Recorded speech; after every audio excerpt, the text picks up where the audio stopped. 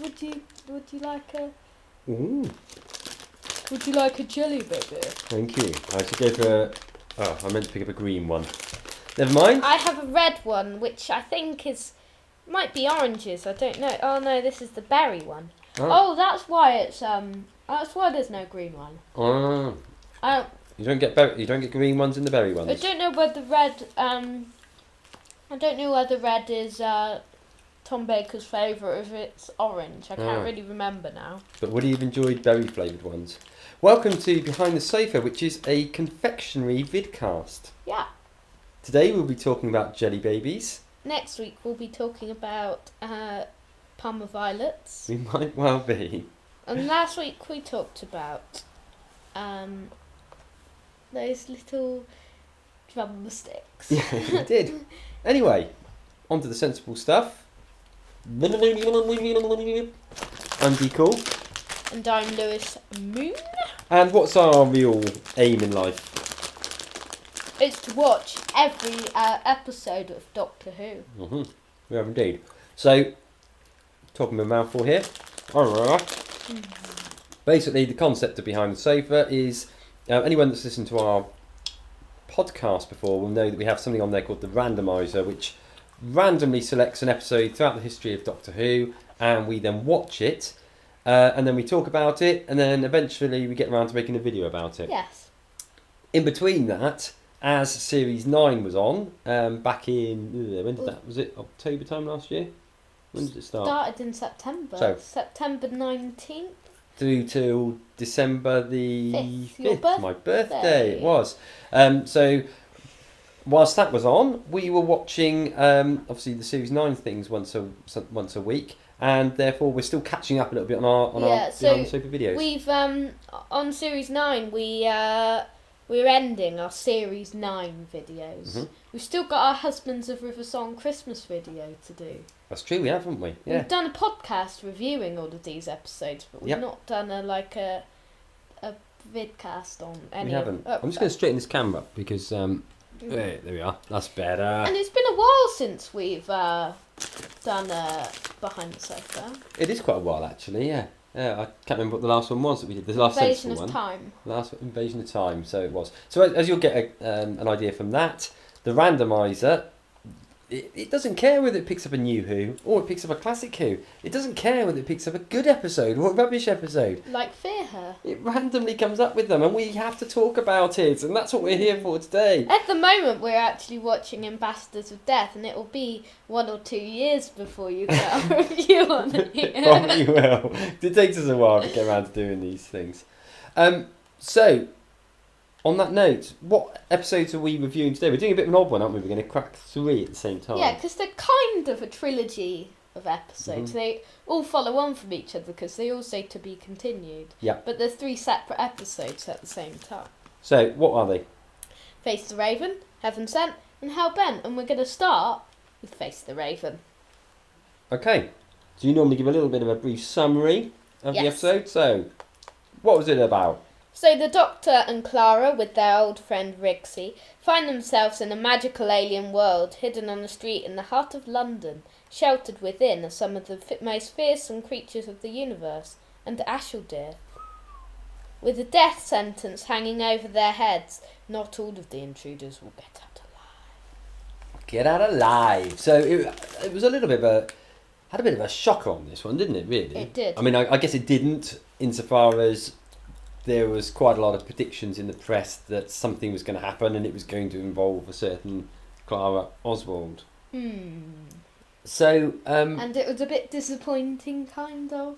We'll explain that as we get to Hell Bent later on. Yeah, eventually it was disappointing, but at the time it wasn't. It wasn't when it was on, but Yeah. it got disappointing, and we'll explain that when we get to. Okay. Well, should we crack on a little bit? What do you want? Do you want to give us your general thoughts on it, or do you want to crack straight on with the questions?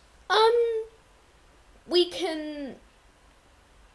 can crack on with the question. We can do the story roundup first if you want. Okay. So what season was this from? This was, correct me if I'm wrong, because I'm always rubbish with my numbers. It was season 9. Yes, aka series 35. Okay. I think. Yeah. Which Doctor? It was number 12, Peter Capaldi. And who was the companion? It was Clara. Okay. And then what sort of episode was it? It was a one-parter. So a one-parter. Okay.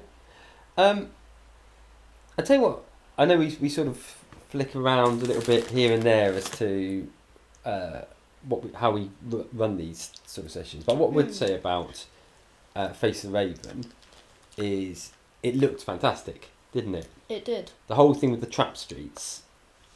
I know, The it was a imagery, brilliant really design good. set for Yeah. the story, and there's some really good effects on this. Yeah. Especially the ravens are very good. Yeah. But I think it might be the best set design of the series. Maybe. I yeah. did really like the set design in Hellbent with the TARDIS. Yeah. We might talk about that Yeah. a little bit later on, but no, this was a great set design of Trap Street. Yeah. I think what was also very, very clear about this particular story is that Clara was getting out of control, wasn't she? She was getting far too. She was beginning to think that she was as invincible as the Doctor. And there was a bit of news before series 9 came out. Yeah. You can probably look through the archive of the podcast, and you'll see that Jenna Coleman said that Clara is starting to think that she is the Doctor. Mm. And I think she's the head of the show. I think they intended that to be her characteristic. I think many viewers would argue that as well. Yeah. That Clara was beginning to take over the show, wouldn't they? Whether that's a good or bad thing, different people have different views on it. Some people really hate Clara, and you'll notice a lot of videos. If you're a common person who looks at loads of good Doctor Who, like different Doctor Who YouTubers. Mm-hmm. So, okay, best baddie. Let's go through the standard questions. If she counts, we're going to go with Ashildare, played by Maisie Williams in this one. So it's a return of Ashildare. We'd seen her earlier on in the series, with starting off with The Girl Who Died, where she was very much a good character. We then saw a return in the following episode, a few centuries later, in The Woman Who Lived, which had moved from the sort of Viking era to the Highwayman sort of era. And in that stage, she'd become quite twisted, really, hadn't she? Yeah. Through life. We then see her in this third from the end episode, where she's basically pretty much the governor of the Trap Street. Yes. And why would you say that she was a baddie? What would be your reasoning for that? Well, it's not necessarily her fault in this one, but what happens to Clara? And I mean, the Doctor does blame her for this, and he gives her a hard time, and he says that at the end of the story. We better it is a big spoiler. Well, it's not a big spoiler now because it's happened, but it's happened, and everyone probably knows about it. But what happened to Clara? So Clara took the mark, the tattoo off Rigsy. Which was the timer one, wasn't it? It was timing down to his death, wasn't it? When he had to face the Raven. Yeah. So she could only get it off someone if they were the first person, because Clara was the person who takes it off was willing. Yeah. So Clara is willing, so it couldn't go away. Yeah. So she has to face the Raven, and she has to die, kind of. Yeah. I mean, the interesting thing about it is that I think all along, because as we said at the beginning of this episode, she's been getting quite cocky, really. She has. And I think she always believed that one way or other she was going to get out of this. Either she would get out of it herself, or if she wasn't capable of getting herself out of it, the Doctor would rescue her. And for once, he's not able to rescue her. No. But not yet, anyway. Not yet. So, if the best baddie was Ashel Deer, what do you think I'm trying to think what the next question is? The best bits. Well, we've already mentioned what the best bit is, kind of. It's the Clara death sequence. Yeah, no, I think you're right. And For me. I think I would agree with you. I think the other sort of side of it as well is the other best bits for me were not actually the episode itself, although it was a really good episode, but it was the whole imagery of the episode, wasn't it? It was great. These weird two-head things. Oh, yeah. Yeah. I forgot their names. Yeah, I can't remember either. But they were quite cool. So those they were quite cool. Why do you think everybody needed to disguise themselves as humans, even though they were in a trap street? I don't know, because everyone has their mind wiped at the end. Yeah. There was something that did confuse me about that, actually, which was the whole concept of Cybermen not having any emotions. Yeah, because the man was scared of dying. But I guess that the man would have had the emotions of a human as well. Maybe that's what it is. I don't know. I remember thinking at the time, that's a bit odd, but it's probably just because I'm not very clever. So, best supporting cast? I'd say Maisie Williams, Ashel Deer. Yeah, no, I think you're right. Yeah, I think you're right. She was really good, wasn't she, in all the episodes she was in? But I like Maisie. Was this the best one she was in? It probably... I personally think... I mean, a lot of people thought her character got better and better as it went on, didn't they? I personally think probably she was at her strongest in The Woman Who Lived, just because it gave her the opportunity to have that great dialogue with Peter Capaldi. But I can see the argument why... I think the Ashel Deer character itself probably got stronger. Yeah. And it was at its strongest in this episode. Yes. Okay. Yeah, that's it for the first one. Okay. So, on to Heaven Sent then, which... Wasn't that a one-hander? Yeah, there's a portal over there. I'll just... Wait, no. Actually, it's not a portal, it's... I'll go and... It's the You've got a tattoo on your back. Oh, right. And the raven's coming to kill you. Well, I'm going to take a shifty, I think. Oh, okay. It looks like Decal died. Okay. That's strange. So, Heaven Sent. I better carry on the show on my own. So, trapped in a world unlike any other he has seen, the Doctor faces the greatest challenge of his many lives. One final test, and he must face it alone. Pursued by the fearsome creature known only as the Veil, he must attempt the impossible. If he makes it through, Gallifrey is waiting. So, this episode is the episode following Face the Raven. So, the Doctor has to complete basically a series of challenges. So, this is from Series 9, obviously, because it's the story after Face of the Raven, and Face of the Raven was also in Series 9. The Doctor was number 12, Peter Capaldi. But there was no proper companion in this one, as it was a one-hander story. This is the first ever one-hander story we've ever had. Not the first episode without a companion, but the first ever episode with only the Doctor in, kind of. I mean, we did have a cameo appearance from Jenna Coleman, and Jamie Coral Reed played the Veil. So they were kind of part of it, but the main character was the Doctor, and he was centred for the whole of the story. And something I find a bit annoying is that the Clara and Amy kind of have been centred very mainly, and every story is centred around her. And even though Clara isn't in this one, it's still centred around her.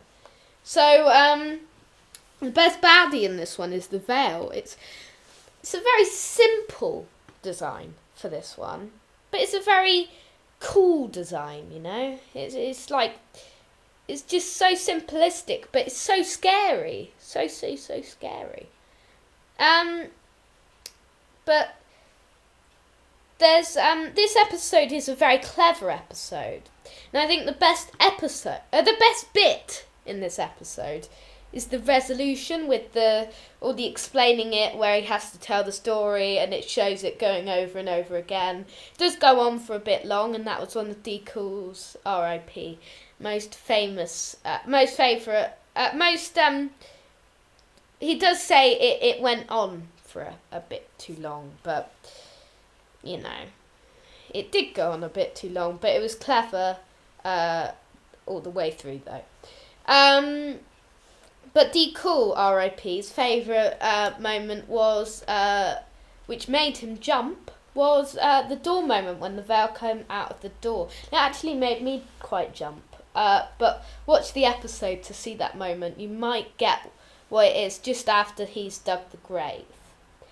The best supportive cast in this one, we can't really say there's a best supportive cast in this one because Peter Capaldi's the only proper person in it. But if I had to,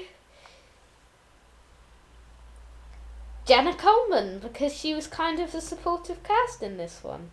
But not really, not necessarily. But you see, now I don't know what to do. I've got to bring back D. Cool somehow, and I'm on Gallifrey now, and D. Cool, you're not dead. Don't worry, I'm still alive. Oh, Phew. have a jelly baby. Phew. Ah, that's good. Don't worry, I'm still alive, everyone. It may be a bit of a letdown because it was obviously a very tense moment when you all thought I had died, but I'm still here. Have no fear. So, what does that bring us on to then next? Brings us on to the season 9 finale. Hell Bent. Okay, so bit of a synopsis of Hell Bent then, please, sir. Okay, if you took everything from him, betrayed him, trapped him, and broke both his hearts, how far might the Doctor go? Returning to Gallifrey, the Doctor faces the Time Lords in a struggle that will take him to the end of time itself. But who is the hybrid, and what is the Doctor's confession? Ooh. Who is the hybrid? We don't really know. Yeah, I mean, we'll do a bit of a roundup right at the end, won't we, over the 3 stories. And they were very strong, I think. But there was, I don't know, was the whole hybrid thing a bit of a letdown in the end? It wasn't really solved. A bit of a red herring? I don't know. It wasn't necessarily solved, really. No, I'm not sure it was. Okay, so what we realise is the Doctor, having gone through however many years, hundreds, thousands, millions of years worth of the same thing happening to him, decides he wants to actually bring Clara back to life or prevent her death. And that's like D. Cool coming back to life. It was a little bit like that, yeah. Jelly baby? Oh, why not? Yeah, I think I'll have one of these. So, hello. Oh, it doesn't really work because he's not big enough. Hello. So the Doctor sort of finds himself on Gallifrey, and Gallifrey looked fantastic actually, didn't it? It did, yeah. One of the other great set designs. One of the great. Yeah. It wasn't really a set design. It was just great design. I mean, great. Yeah. Well, I'll come on. I was going to say something, but I'll come on to that in a minute. Let's just jump straight into the best bits. Well, Oh, what were you going to say though? Well, it's sort of a best bit. Okay. So if I still remember it, I'll bring it up in the best bits section. So, best baddie in this one. Who do you think it is? Do you know the odd thing, isn't it, about all of these 3 stories, and probably actually the case with a lot of Moffat's reign actually, is that there isn't necessarily always a really big villain, is there? No. A lot of the villain is circumstances, what's going on in the Doctor's head and stuff like that. But I guess the nearest you could probably get would be Pax Rassilon. Yeah. We did get cameos from like the Daleks and Cybermen and Weeping Angels. Yeah, indeed. And we got the Which didn't necessarily, Cloister Wraiths. the cameos didn't really feel that necessary. They didn't, no. No. They just had to bring in Cybermen somehow, probably. Yeah. So, what did you... I'm going to say it now anyway. The bit that I was saying was the best bit. I'm going to say it here just because it fits with what we're talking about. Okay. But I really loved that whole spaghetti western type feel that for that opening sequence when he first came out onto Gallifrey. Yeah, that is As a great. big lover of that spaghetti western genre anyway, that was really, really fantastic, wasn't it? Yes. What did you make of Rassilon himself? I mean, it was quite a surprise, really, to see that Donald Sumpter was playing Rassilon. He wasn't the kindly old man that he was in Game of Thrones, that's for sure. No, but he played him quite well, I think. I loved him, yeah. He was only in it a little bit, really. Would you say he's underused or not? I think we'll see some more of him at some point or other. I don't necessarily think he's underused. I think he's just only in the beginning.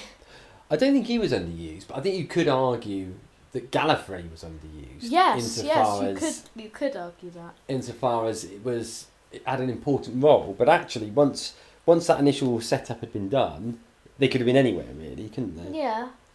So, what do you think is the best bits, really? The best bits. Mm-hmm. I think maybe the ending. Yeah, it was one that people liked or didn't like. Yeah, I think, wasn't it? What do you call it? What do you call it? Like a toast comparison. Like Marmite. Yeah. Yeah. You either like it or you hate it. I think it is like that. The whole thing of Clara being... effectively what happened with Clara and what the Doctor managed to do is he managed to sort of capture her at a point just before her heart stopped. Yeah. Yeah? And therefore she was like one heartbeat away from death, but she was effectively still alive.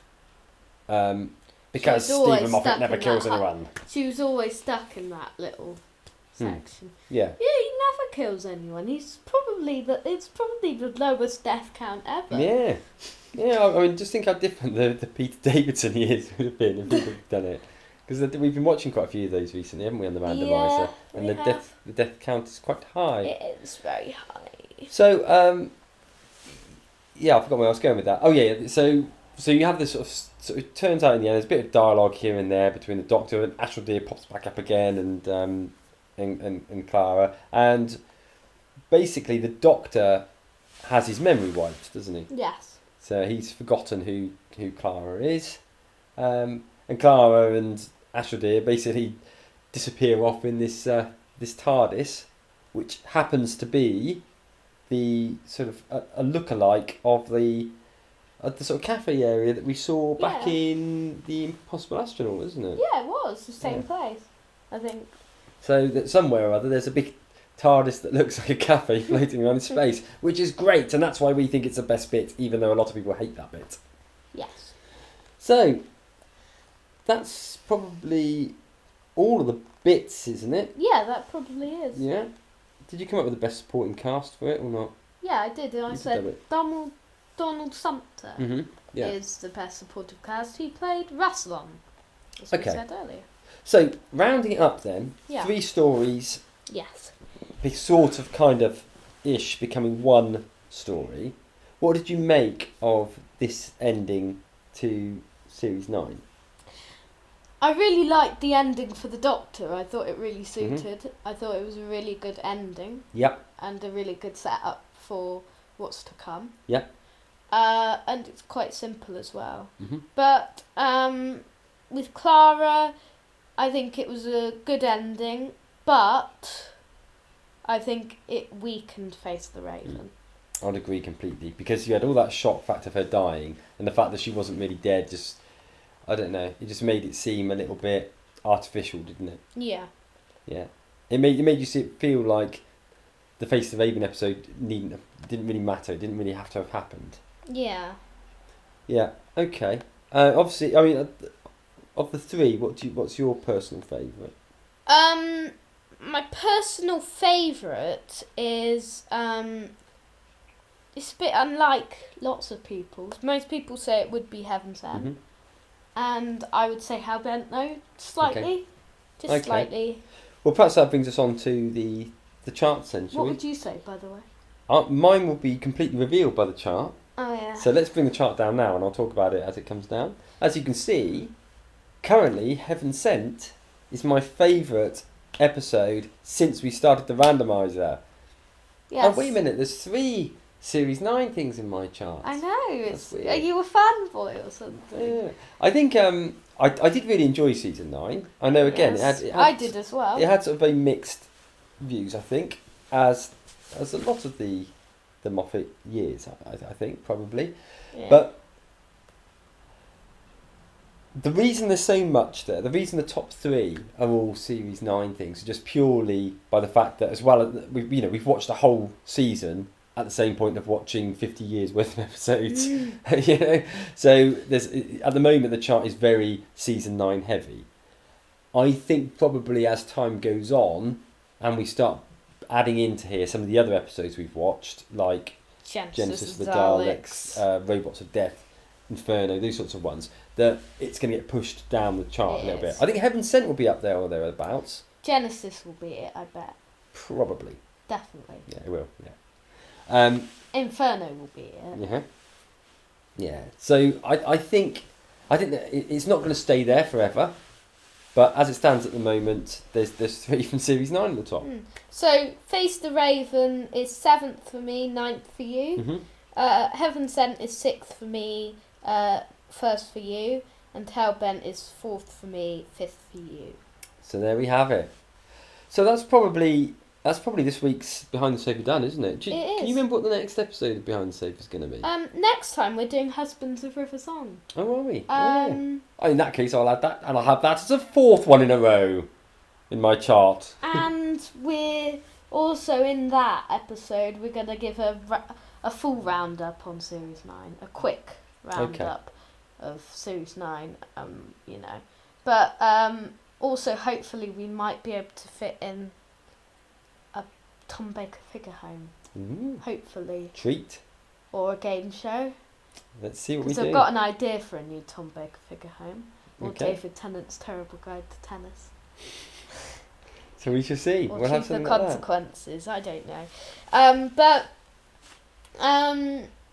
Should I advertise some vids? Yeah, advertising vids. Yep. A few behind the sofa videos to advertise. Okay. It's your last chance to watch Doctor Who on English Netflix. So, click here for your our top tips, our top choices for episodes you need to watch before it leaves Netflix.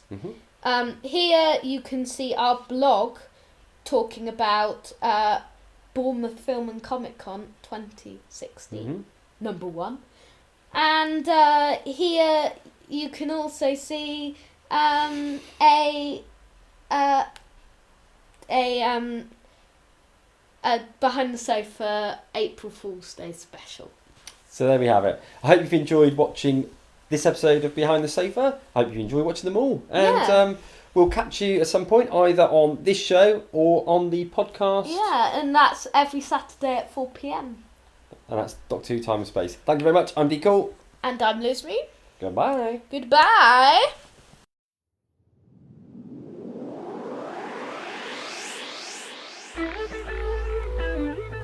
Thank you for watching Behind the Sofa. Make sure to subscribe for more Doctor Who videos and lots more. We'll be back for another video soon. So, keep watching, keep subscribing, and keep loving Who. Goodbye!